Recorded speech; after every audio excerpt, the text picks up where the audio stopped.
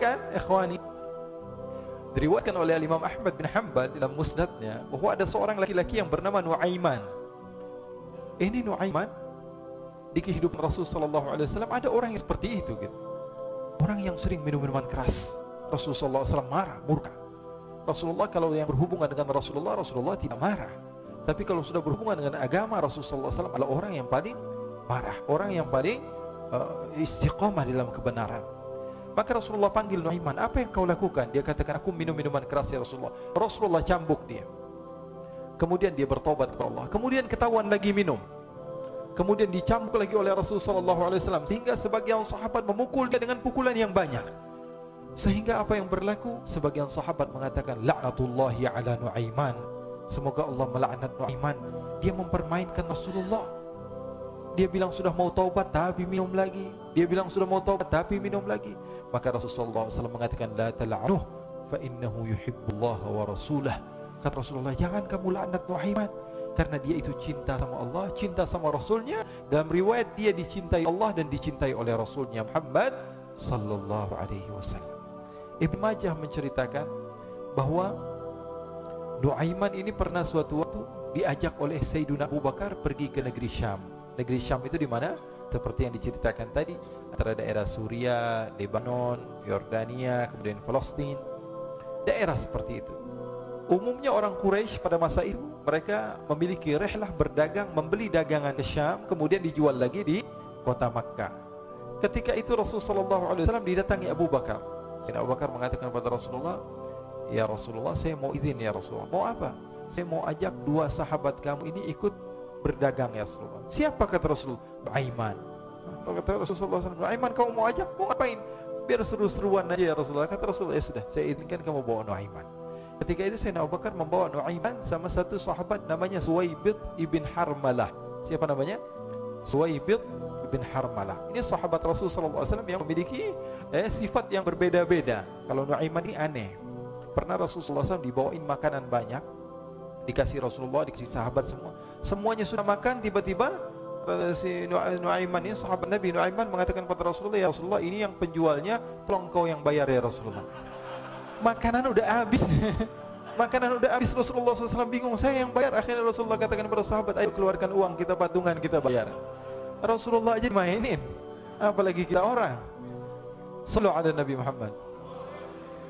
Nuaiman diajak Sayyidina Abu Bakar. Kata Rasulullah SAW, benar kamu mau ajak Nuaiman? Iya ya Rasulullah. Diajaklah katanya. Diceritakan dalam riwayat Ibn Majah, diceritakan juga di dalam Siyar A'lam Nubala, diceritakan juga di dalam musnadnya Imam Ahmad bin Hanbal, dalam riwayat Imam Ahmad bin Hanbal. Maka diceritakan Nuaiman diajak oleh Sayyidina Abu Bakar. Sesampainya di negeri Syam, semua dibagi tugas. Fulan bin Fulan kerjaannya ini, Fulan bin Fulan kerjaannya ini. Semua memiliki kerjaan. Nuaiman tanya, wahai Abu Bakar, kerjanya saya apa wahai Abu Bakar? Kata Sayyidina Abu Bakar, kamu mau ngapain terserah kamu wahai Nuaiman. Yang penting kamu ikut saya kan. Kemudian satu di antara mereka namanya Suwaibid ibn Harmalah. Ditanya oleh Sayyidina Abu Bakar, wahai Suwaibid, kamu mau kerjaan apa? Kata Suwaibid, terserah kamu wahai Abu Bakar. Kata Sayyidina Abu Bakar, kamu menjaga makanan, karena saya tahu kamu ini adalah orang yang senantiasa menjaga amanah. Suwaibid ini kalau disuruh maju dia maju, disuruh mundur dia mundur, disuruh ke kanan dia ke kanan, disuruh ke kiri dia ke kiri. Orang yang ikut aja. Kalau Nuaiman beda, disuruh maju dia ke belakang, kasih sen kanan ke kiri belok. Nuaiman itu orang yang berbeda. Maka Suwaibid mendapatkan tugas, semua mendapatkan tugas kecuali Nuaiman. Sehingga ikhwani, apa yang berlaku, apa yang terjadi? Sayyidina Abu Bakar pergi sibuk dengan kesibukannya, sehingga datanglah waktu siang. Nuaiman sudah lapar. Nuaiman cari makanan. Dia nggak punya uang, diajak Sayyidina Abu Bakar tapi tidak diberikan uang. Sehingga dia cari-cari makanan, dia tahu Suwaibid yang jaga makanan, dikatakan, wahai Suwaibid, saya mau makan, berikan kepada saya satu roti saja. Yang terpenting apa? Saya makan sekarang, saya sudah lapar. Kata Suwaibid, ya Allah Nuaiman, kita tunggu Abu Bakar saja sehingga dia datang, karena ini amanat. Amanat dari Abu Bakar, saya tidak boleh berikan pada siapapun kecuali atas izin Abu Bakar. Kata Nuaiman, kasih saya makanan, kalau tidak saya bikin masalah sama kamu. Merah wajahnya Suwaibid, karena dia tahu, jangankan saya Rasulullah jadi mainin. Bingung, apa yang harus saya lakukan? Akhirnya Nuaiman bilang, gampangannya aja, kata Nuaiman, kamu kasih saya makanan, atau kalau tidak saya bikin masalah sama kamu. Bingung Suhaib, pikir panjang. Setelah itu dia katakan, ya sudah Nuaiman, saya tetap mau jaga amanah Abu Bakar karena saya takut ini adalah perintahnya Allah, perintahnya Rasulullah sallallahu alaihi wasallam, dan perintah daripada Abu Bakar sahabatnya Nabi. Kata Nuaiman, kalau memang begitu kamu maunya, ya sudah, berarti kamu ngajakin berantem sama saya. Nuaiman pergi ke pasar. Dia cari-cari tempat penjualan hamba sahaya. Dia lihat-lihat beberapa hamba sahaya. Ini berapa harganya? Ini katanya 10 qalanis. Ini berapa? Ini harganya, hitungan orang zaman dahulu kita sih hitung seperti dirham, berapa ratus dirham gitu, 200 dirham. Yang ini berapa? 300 dirham. Yang ini berapa harga hamba saya? 300 dirham. Harganya antara 300, 200 sampai 100. Kemudian Nuaiman mengatakan kepada penjual hamba sahaya tersebut, saya punya juga hamba saya, tapi saya jual cuma 20 dirham saja, murah. Katanya, apa benar ada hamba saya harganya segitu? Iya, karena dia punya aib. Ada kekurangan apa? Nanti kalau kalian tangkap, dia bakalan teriak, saya ini bukan hamba sahaya tapi orang merdeka. Akhirnya semua orang berkumpul mau beli. Ini Nuaiman sama Nuaiman diajak ke Suhaib bin Harmalah tadi. Kata Nuaiman, itu ada orang yang berdiri sedang menjaga makanan, itu hamba sahaya saya, tangkap saja. Oh baik. Diberikan uang 20 dirham, dimasukkan oleh Nuaiman ke kantongnya, kemudian Suhaib ditangkap. Ketika ditangkap, Suhaib teriak, saya bukan hamba saya orang merdeka. Maka orang-orang tersebut mengatakan, saya sudah tahu kekurangan kamu. Ini memang kekurangan kamu, memang kamu, tapi saya tidak perlu dengan budget kamu, yang penting kerjanya kamu. Ya kan hamba sahaya untuk apa? Untuk kerja, mau dia ngomong apa, mau ngomel terserah, yang penting dia mau kerja. Akhirnya ditangkaplah Suhaib dan dijual di pasar. Nuaiman punya uang banyak ini. Dia beli makanan, dia beli minuman, dia beli hadiah buat Rasulullah. Dia beli macam-macam di negeri Syam ini. Waktu itu adalah superpower, adidaya Romawi. Pada masa itu semua barang mahal, tapi Nuaiman banyak uangnya. Dia belanja ini, belanja itu, sehingga Sayyidina Abu Bakar pun pulang. Ketika Sayyidina Abu Bakar pulang, Sayyidina Abu Bakar cari, mana ini Suhaib? Kita semua sudah lapar. Kata Nuaiman dengan mudahnya dia mengatakan, sudah saya jual wahai Abu Bakar. Maka Sayyidina Abu Bakar bertanya, apa yang kau lakukan wahai Nuaiman? Diceritakan oleh Nuaiman dengan jujur. Nuaiman ini orangnya apa adanya, tapi nyusahin. Saya jual. Akhirnya dibawa oleh Nuaiman, Sayyidina Abu Bakar pergi ke mana? Ke pasar, lalu dibeli lagi oleh Sayyidina Abu Bakar As-Siddiq. Suhaib yang tadinya orang merdeka menjadi hamba sahaya sebentar, kemudian dibeli lagi oleh Sayyidina Abu Bakar. Pulang ke Madinah, kisah ini diceritakan di hadapan Rasulullah sallallahu alaihi wasallam. Maka perawi mengatakan, fadhahikan nabiyyu hatta badat nawajiduhu. Ketika diceritakan kisah Nuaiman tersebut dengan Suhaib, Rasulullah tertawa sejadi-jadinya sehingga gigi geraham Rasulullah sallallahu alaihi wasallam nampak di wajah mata para sahabat. Sehingga perawi lain mengatakan, 1 tahun berlalu Rasulullah, setiap ada tamu yang datang kepada Rasulullah, Rasulullah akan ceritakan kisah Nuaiman menjual Suhaib.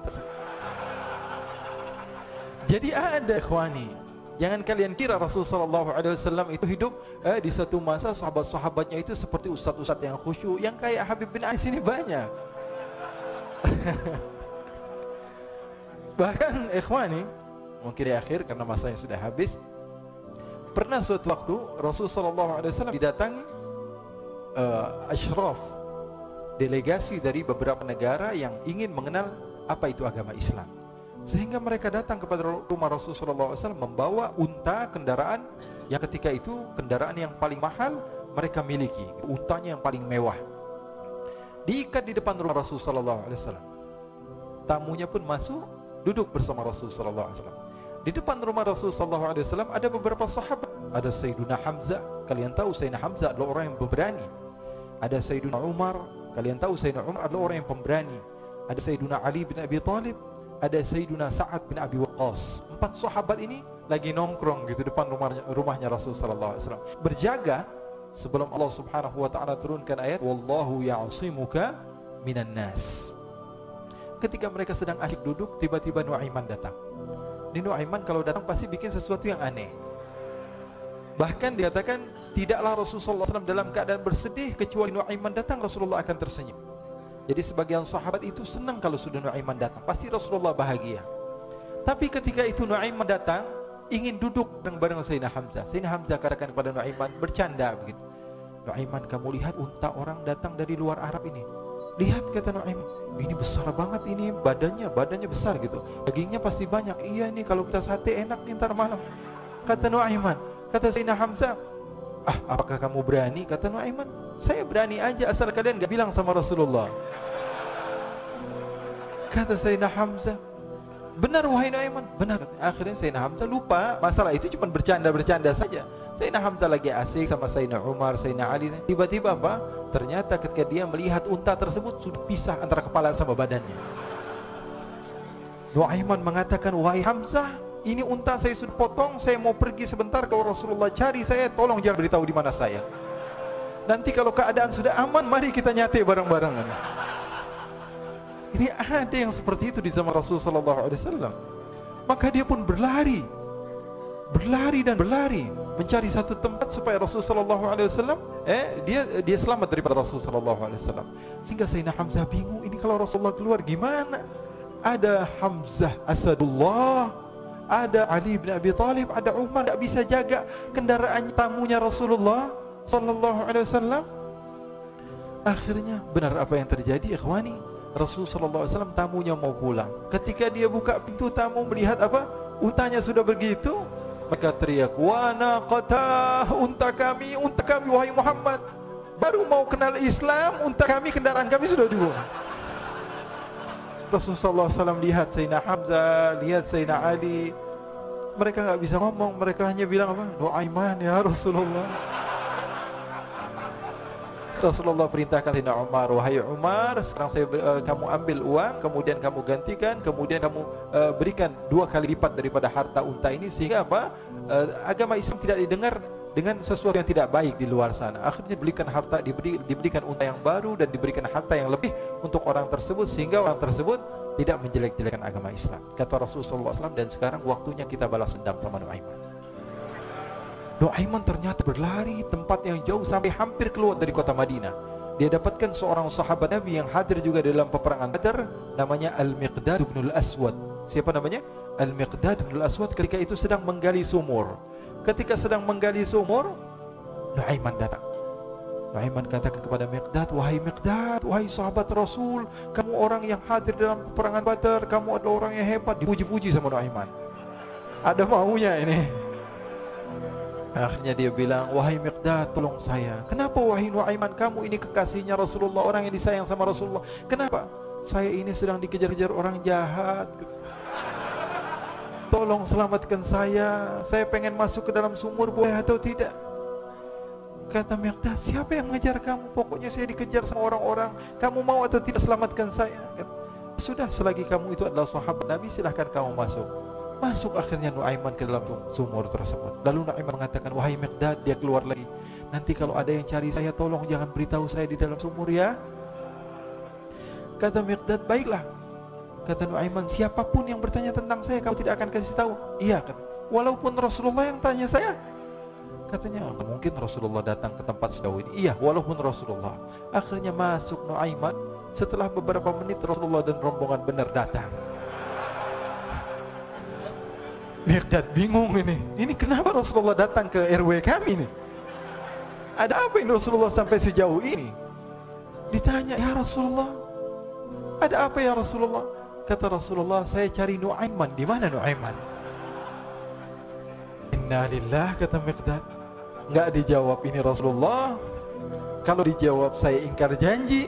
Akhirnya apa dia katakan? Wahai Rasulullah, mata saya tidak memandang kepada Nuaiman, tapi tangannya nunjuk ke dalam sumur. Sahabat. Apa dia bilang? Mata saya tidak melihat kepada Nuaiman, tapi tangannya nunjuk ke sumur. Akhirnya dibuka sama Rasulullah, Nuaiman muncul. Kata Rasulullah, Nuaiman, kamu bikin malu saya, wahai Nuaiman. Ya Rasulullah, yang bersalah bukan saya, tapi orang yang mencari saya bersama kamu ya Rasulullah. Akhirnya Rasulullah nengok, siapa? Ternyata Nuaiman sudah lari kabur. Sallu ala Nabi Muhammad. Kisah-kisah seperti ini sebenarnya banyak sekali ya. Ini menunjukkan kepada kita bahwa kehidupan Rasulullah itu begitu indah. Rasulullah SAW, kalau kamu mau menjadi orang yang baik, contoh Rasulullah. Mau menjadi bapak yang baik, contoh Rasulullah. Mau menjadi pemimpin peperangan yang baik, Rasulullah. Mau menjadi murid yang terbaik, contoh Rasulullah. Bagaimana akhlak Rasulullah. Mau menjadi suami yang baik, contoh Rasulullah. Dalam segala hal, apapun itu Rasulullah SAW adalah makhluk yang paling terbaik.